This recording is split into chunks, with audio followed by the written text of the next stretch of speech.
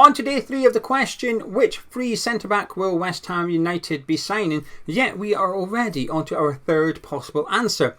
On Monday it was believed to be Joel Matip. Now he's not been ruled out just yet.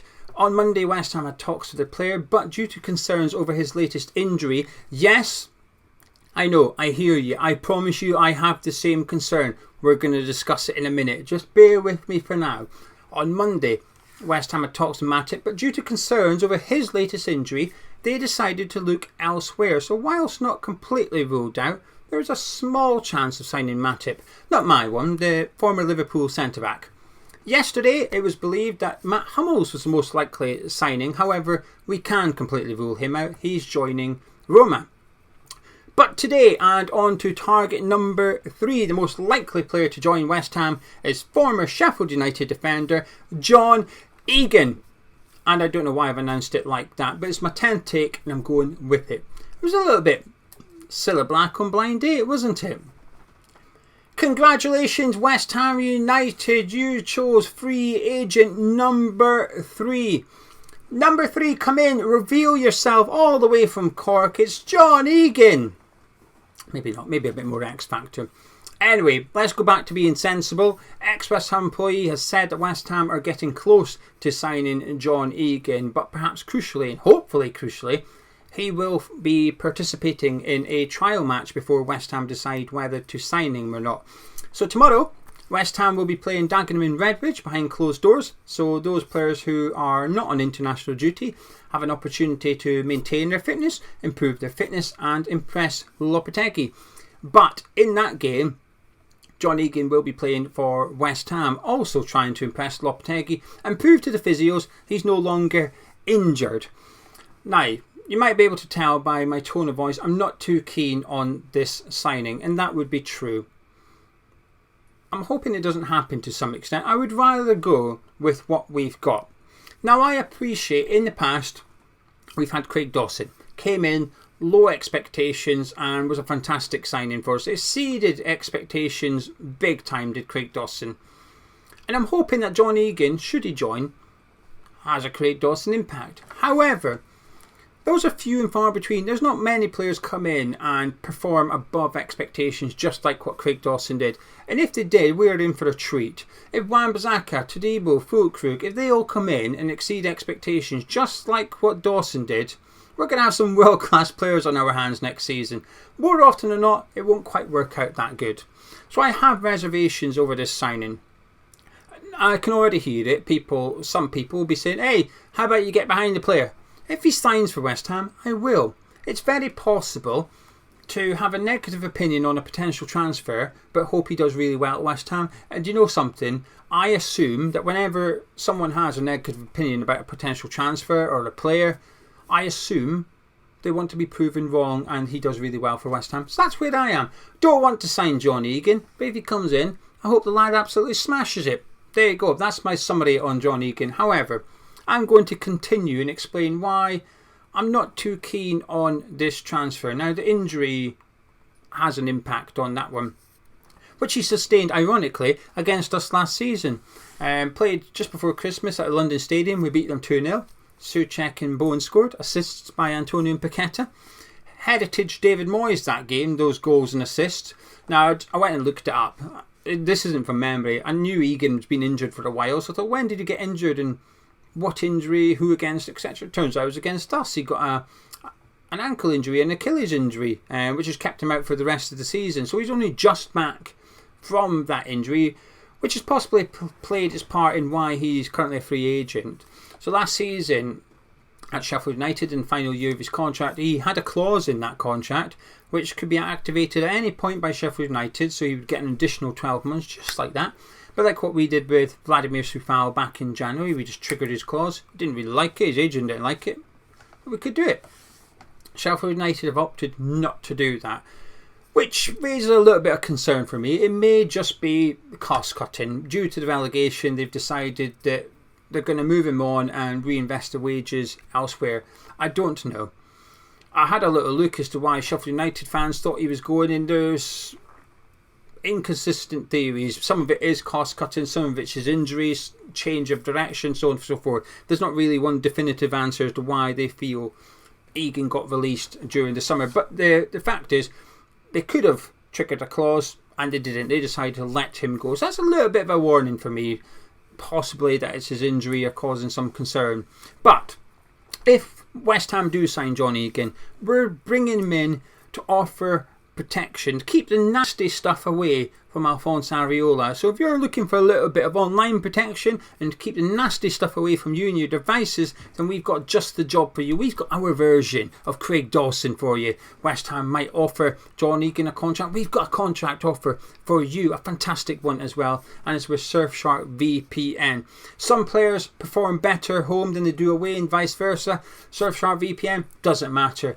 Whether you're at home, it's a fantastic VPN, but if you're connected to public Wi-Fi, it continues to do the exact same job. It's consistent, it's steady Eddie, it's the Craig Dawson of VPNs, and it's something that you want to get.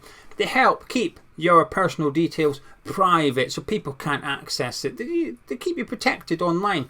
But my two favourite things regarding Surfshark, who I have used for multiple years, just like Gonzo. Gonzo's used Surfshark for multiple years as well, hence why we're working with them. My two favourite things. Number one, geolocation, changing it. I go abroad, I might go to Germany, taking a Bundesliga game, and I want to access my usual content back in the UK. A couple of clicks of the button and my device thinks I'm back in the UK and I can access my content just as I usually would back in the UK. But second of all, one account, one sign up covers multiple devices. So I joined Surfshark once, I put it on my computer, my phone, my tablet, all protected under Surfshark, but I only paid once with one account.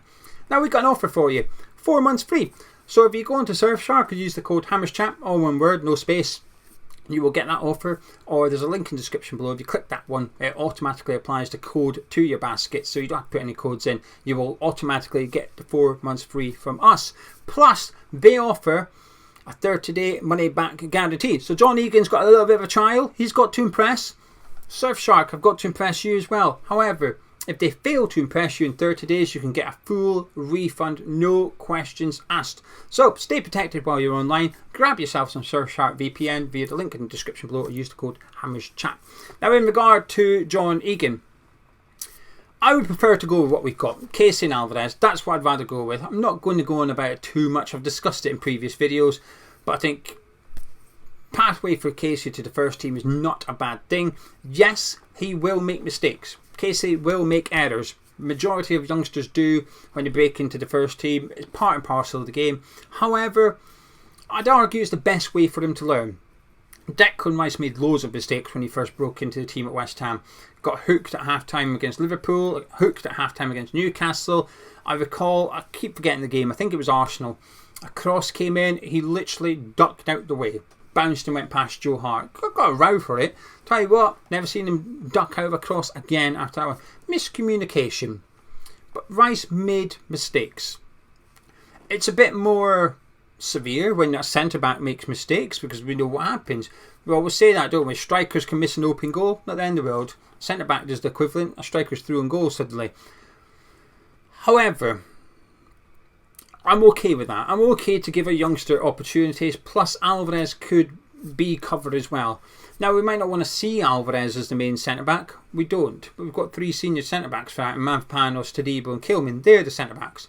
But Alvarez can play there, has played there loads. But there's going to be plenty of games this season where I'm not necessarily going to want to see Alvarez and Rodriguez in midfield. Just one will be adequate.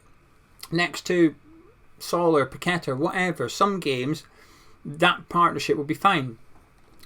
Rodriguez could be better than Alvarez. We don't know. I've been impressed by what I've seen from Rodriguez so far. So if we were to go play a team and actually we want to have Rodriguez and Paqueta or Rodriguez and Sol in midfield, Alvarez is more than capable of sitting in centre-back for that game.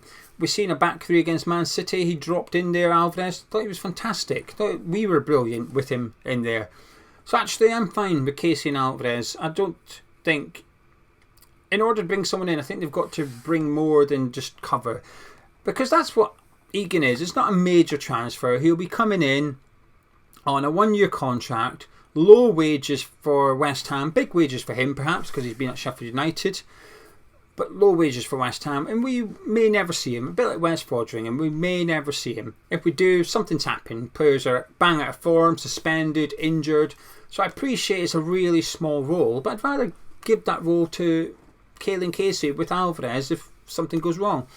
Now, what I will say positively about Egan, he was a big part of Sheffield United's success. They've had some fantastic seasons recently, coming up to the Premier League and then coming back up to the Premier League, staying in the Premier League, and he was a huge part of that.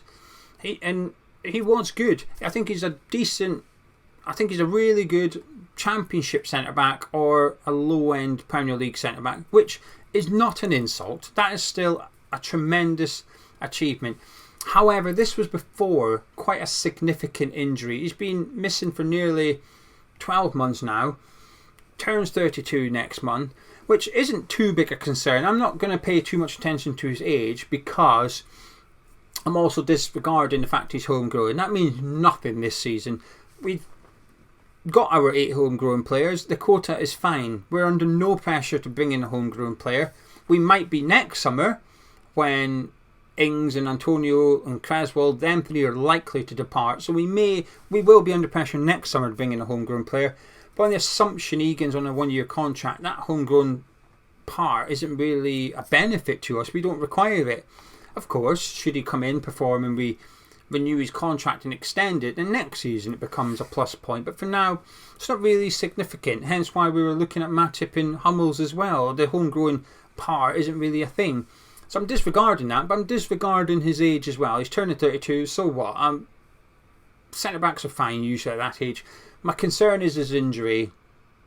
He was a good centre-back before it. Is he still a good centre-back? I don't know. We'll have to wait and see. I'd imagine Sheffield United have concerns as well.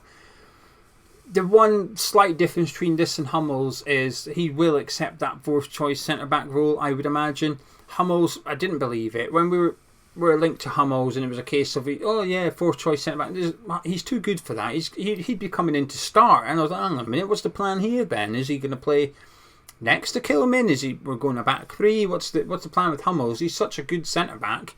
That guy wasn't coming in to sit on the bench and be a squad player, a cheerleader. Whereas Egan might be. I'm sure he'll have ambitions and intentions of getting into the first team. I'm just not sure he's got the ability. So admittedly, I'm against this transfer to some extent. And there's a small part of me frustrated that we are in the market for a free centre-back because the window's literally just shut. And I know why we are, because Agerd and Zuma left last minute. But I think it's fair to say that we were expecting both of those players to leave. And I would have liked us to have been a little bit more proactive. So even the last 2 days of the transfer window, far more options for West Ham. Chalobah, for example, joined Crystal Palace on loan during that period. That would have been a good signing for us. And I just think if we're going to block Casey's pathway, which I think we are with this possible signing. And I'm aware, by the way, the club know Casey far better than I do, and they know if he's close to the first team or not. But if he's not, then put him out on loan. But we didn't. We decided to keep him. We've decided to retain him for this season, for the first 6 months anyway.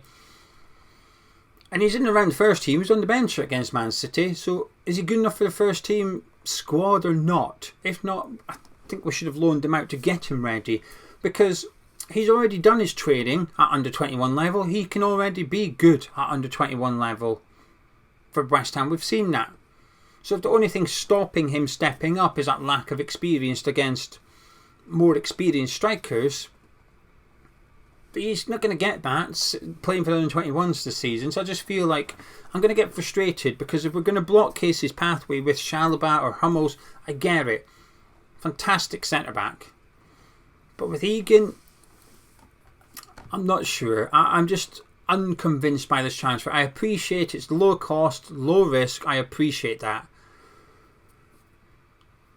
But I think I'd rather go high risk, which is Caelan Casey. I think I would genuinely rather go with him. But wait and see. We might not even sign John Egan. This discussion / complaint / Cilla Black impression might have been for nothing. But the reports are that we are close to signing John Egan.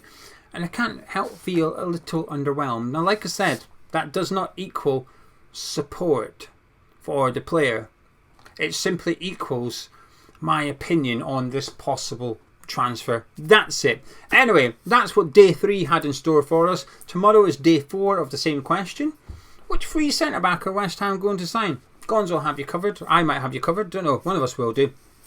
But if you've enjoyed this video, please do drop a like on it. Subscribe to Hammer's Chat. Please get involved in the comments on this one. Let me know your thoughts about the possibility of signing John Egan, and I'll catch you in a bit.